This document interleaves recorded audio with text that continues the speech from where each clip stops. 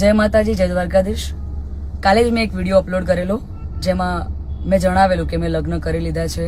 મારી રાજી ખુશીથી હું એમના જોડે રહું છું, એમના જોડે આવી છું. છતાં પણ અમુક લોકોએ સોશિયલ મીડિયામાં વિરોધ કરવાનું ચાલુ કર્યું છે, ધમકીઓ આપવાનું ચાલુ કર્યું છે, મારી નાખીશું, ઉપાડી જઈશું. બરાબર? તો મને એ નથી સમજાતું કે જ્યાં સુધી હું સમાજનું નામ રોશન કરી રહી છું, જ્યાં સુધી હું મારા ઘરે પૈસા કમાઈ રહી છું, જ્યાં સુધી હું એમના માટે કંઈક કરી રહી છું, ત્યાં સુધી હું બધાને સારી લાગુ છું. જ્યારે મેં મારી લાઈફ માટે એક ડિસિઝન લીધું છે એમાં હું ખોટી થઈ જાઉં છું, ખરાબ થઈ જાઉં છું. બરાબર? અને એને લઈને ઘણા બધા લોકોએ એવું બી મૂક્યું છે, સમાજવાળાઓ લોકોએ, કે ભાઈ અમે દીકરીઓને ઇન્સ્ટાગ્રામ, ફેસબુક બધું યુઝ કરવાનું બંધ કરાવી દઈશું.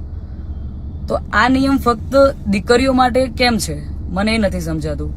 આપણા દીકરાઓ જ્યારે કોઈ બીજા સમાજની દીકરીને લઈને આવે છે ત્યારે આપણે બધું એક્સેપ્ટેબલ હોય છે. જ્યારે એ જ કાર્ય આપણી દીકરી કરે છે ત્યારે આપણે એના વિરુદ્ધમાં જઈએ છીએ. તો મને એવું લાગે છે કે અત્યારે તમે એકતા કરી રહ્યા છો, બહુ સારી વાત છે, સમાજ એકતા કરે છે, પણ તમે લડવામાં નહીં, સમજવામાં એકતા કરશો તો વધારે સારું રહેશે. બાકી તો હું કાયદાકીય પગલાં લેવાની જ છું. અને આ બાબતે હું આપણા વિધાનસભાના અધ્યક્ષ શ્રી શંકરભાઈ ચૌધરીને વિનંતી કરું છું અને આપણા ગૃહમંત્રી શ્રી હર્ષભાઈ સંઘવીને પણ વિનંતી કરું છું કે મને આમાં સપોર્ટ કરે. અને બાકી તો આપણે કાયદાકીય રીતે લડવાની તૈયારીમાં છીએ. અને મારા સમાજને એક પ્રેમથી મારી આ રિક્વેસ્ટ હતી કે હું સમાજની દીકરી છું અને મેં જે કંઈ પણ પગલું લીધું છે એ મારી પર્સનલ લાઈફ છે, મારી પોતાની ચોઈસ છે.